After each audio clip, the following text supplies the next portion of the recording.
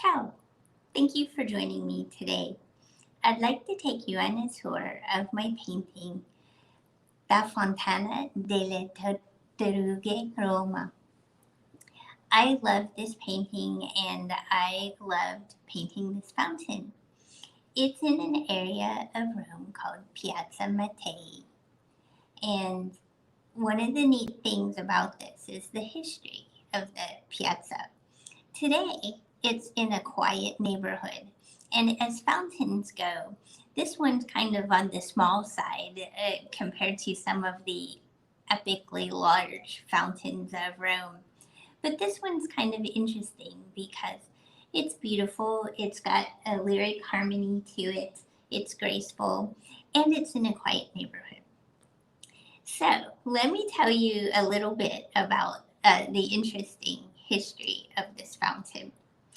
There was an initiative back in the 16th century to bring clean water to the people of Rome.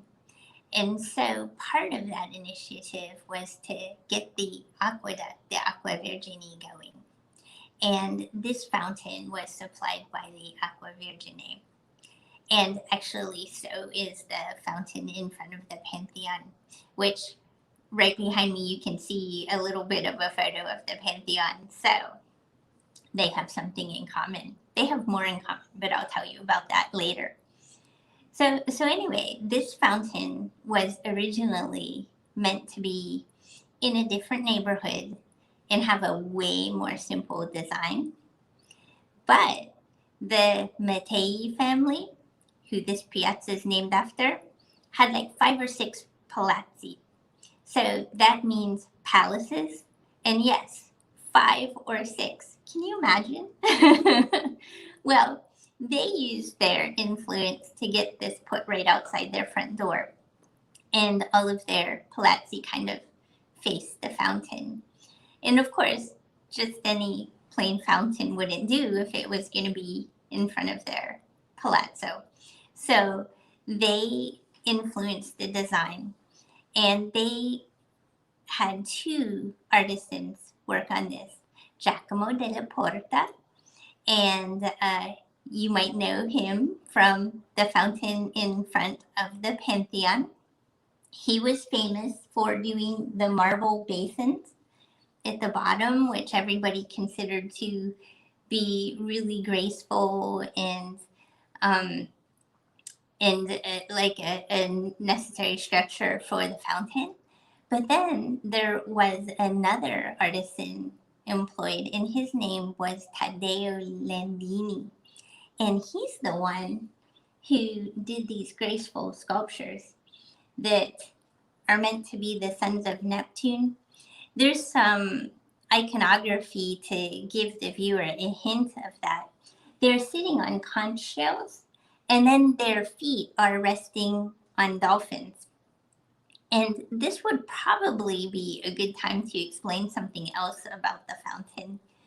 They are all holding turtles up. That's why it's called Fontana delle Tartarughe, which means turtle, fountain of the turtles in Italian.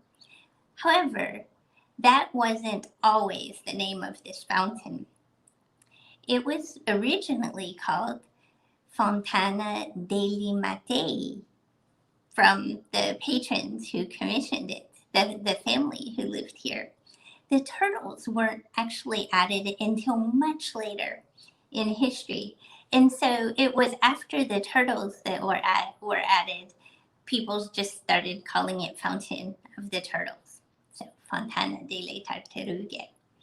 So I think it's a really interesting thing about this fountain, how, one artisan worked from here, another from here, and then it was embellished.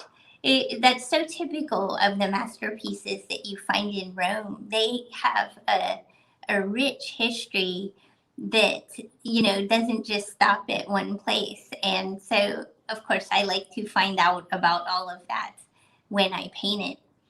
And I would also like to show you this a little bit closer.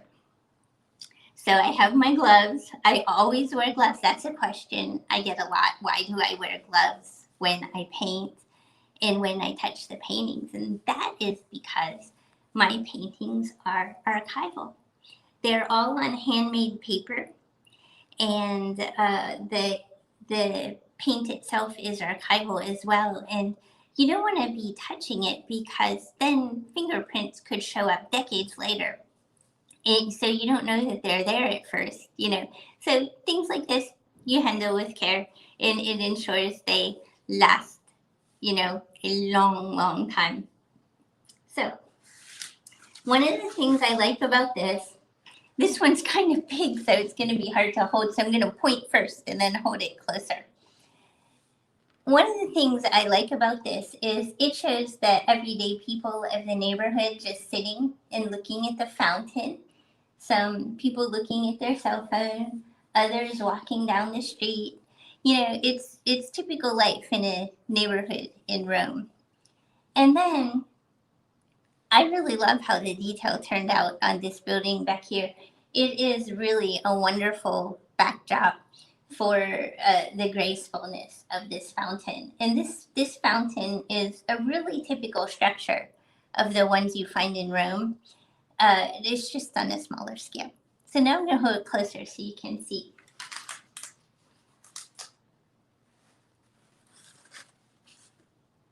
So this is the fountain. You can see the detail of the building, the lights on the building, the shutters, the doors, people walking down the street. Let's see. Let's go this way.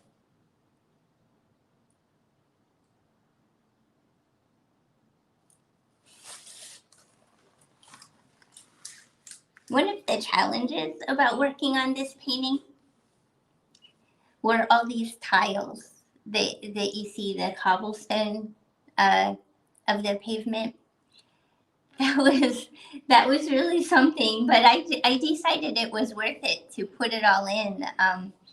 I feel like that shows the true character of the historic neighborhoods of Rome, and you find it all over the Centro Storico of Rome. And so it was important to me to get that kind of detail in there, and also, you know, all of the realistic detail on the buildings. Those of you who know me know how much I love putting the detail in the paintings, but to me, the detail makes that specific location what it is. And so I want to show it in all its glory. If you have any questions about this painting or any of my other paintings, put a comment below. I love to hear your questions and answer your questions. It's always great to hear from you. If you would like to see more artwork like this is the link to my website. I've included it also in the description. And, you know, it would be great to see you there. And also, be sure to follow me on Instagram, YouTube, or Facebook. I'm always putting work in progress. You can see what I'm working on as it's made and know what's coming up next. So until next time,